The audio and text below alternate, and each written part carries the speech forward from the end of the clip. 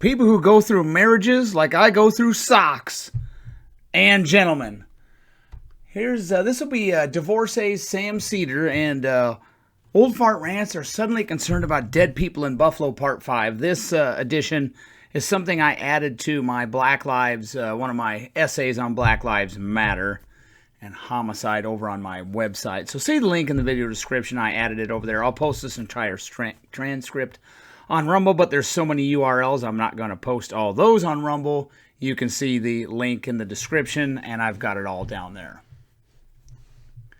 From 2008 to 2019, blacks averaged 37.99% of arrestees for violent crime. Remember, they're about 13.4% of the population.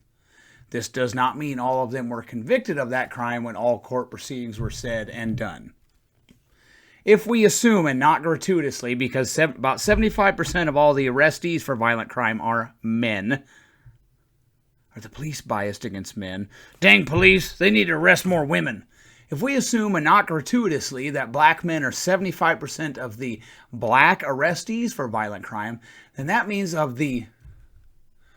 Sorry, I had my screen went blank there. It means of the 1,828,886 black persons arrested for violent crime 2008 to 2019, 1,371,665 of the arrestees were black men.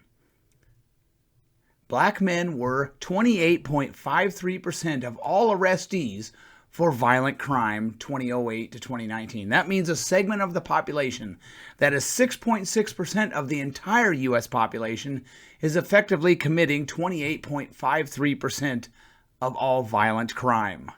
If I could drill that down to young black men about less than 41 years of age, the disparity would become even more pronounced. Hashtag white supremacy. Why is that? A lack of functional fathers in the home, crummy government schools that teach social justice rather than critical thinking, math, science, etc., and drug issues. This leads to dysfunctional black children, which leads to more fatherless black children, which leads to more high school dropouts, and leads to more crime. No daddy in the home, he'll find a daddy in the street. That's exactly why black men are disproportionately committing violent crime. Of the 105,907 arrestees for murder/non-negligent manslaughter, and typically more than 80% of arrestees for murder in the U.S. are men. Men, evil men.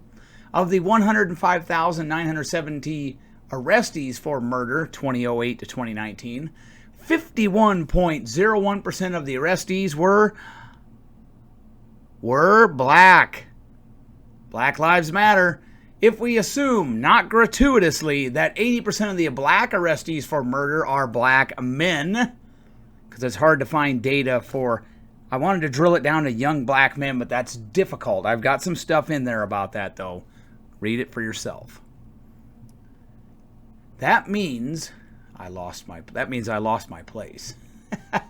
If we assume that 80% of the black arrestees for murder are black men, that means a segment of the population that is only 6.6% of the entire U.S. population is responsible. 6.6% of the population, they're responsible for 40.81% of all the arrests for murder.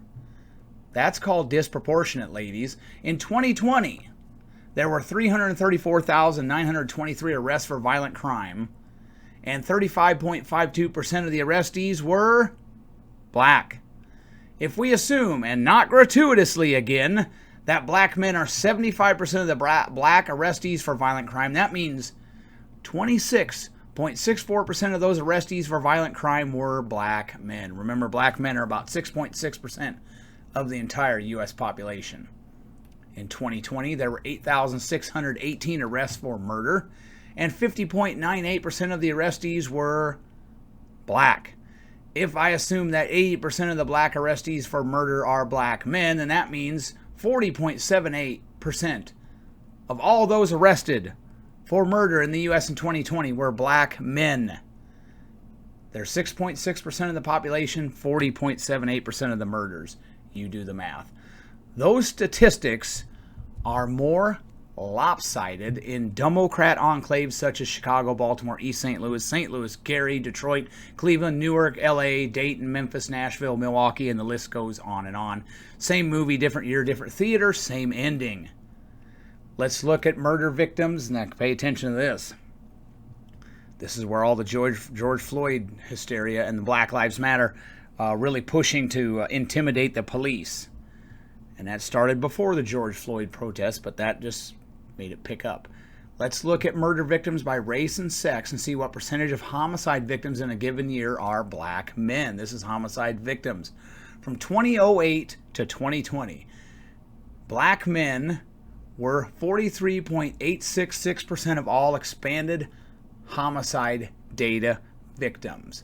Black Lives Matter was already doing lots of damage prior to the protests over career criminal and drug addict George Floyd, and unless you are retarded, you can see when the homicide rate spiked in the U.S. in 2020. It went up slightly in 2019. In 2019 and especially 2020, the percentage of black men being victimized by homicidal maniacs increased. So from 2008 to 2020, black men were 43.866% of all expanded homicide data victims. Now, that's not all the victims, but that's a pretty darn good sample size. And see the notes I wrote. I made it easy for everyone to understand. But in 2019 and 2020, black men were 46.99% of all expanded homicide data victims. And they're only 6.6% of the population. And you can see how the George Floyd, how many thousand more homicides did Black Lives Matter cause because they intimidated the police into pulling back. And they know in chess the pawns go first. The Black Lives Matter uppity ups that are living in mansions in 90+% white areas are trying to get these idiots ginned up to try to intimidate everybody into submission while they watch from their ivory towers. And I live in a 90+% white area as well. And I'm rather safe, but I still have plenty of firearms just in case. These people know in chess the pawns go first. So how many more thousands of homicides did Black Lives Matter cause because the police were intimidated, some of them retired, or they just said, well, we're not going to do any proactive policing. And couple that with them getting the great unwashed all wound up and causing them to try to burn down courthouses in Portland and Nashville, burning buildings in Minneapolis, burning buildings in Baltimore, and causing the homicide rate to spike in Democrat enclaves. The biggest threat to young black men and black men in general in these United States is not some Confederate flag-waving redneck. It's not the police. It's not a white militia member from northern Idaho. It's not a white guy living in a rural area in Iowa out in the middle of nowhere. It is other young black men, and that happens more often in Democrat enclaves like Baltimore, Chicago, Detroit, New Orleans, and Memphis.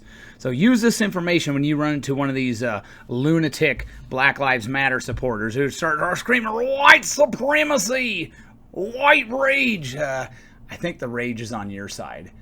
Have a nice day, and don't thank me now for the facts. Oh, and Stan Seder, if you hurry up and get hitched again, if Donald Trump wins his third presidential election in 2024, you can have another mental health breakdown and maybe get another divorce under your belt.